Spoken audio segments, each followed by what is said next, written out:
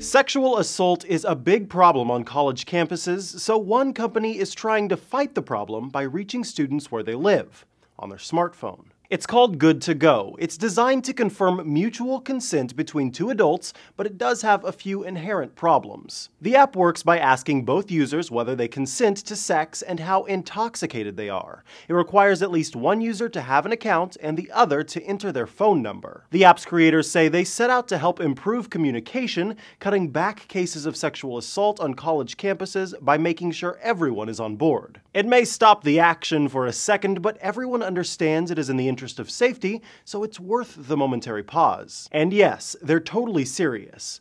Obtaining affirmative consent in advance reduces the risk of assaults and regretted encounters, and protects both parties. The app has already gotten a fair share of ribbing. A writer for Uproxx says, trying to automate a process that's profoundly personal and subjective is always going to fail. But let's say it actually does catch on. Are there any potential downsides? Well, the Washington Post says by logging encounters, the app is essentially keeping a record of who you sleep with, when you did it, and how drunk or sober you were, as if social media wasn't invasive enough already. And a writer for Slate says it could protect a partner who goes too far. If one party changes their mind about an encounter but is forced into it anyway, proof that the victim consented at one point could be a powerful defense. But it's widely known that sexual assault on campuses is a problem, and consent has long been a tough legal issue. California recently passed a law that takes a yes means yes approach meant to protect victims who were incapacitated or otherwise couldn't give consent,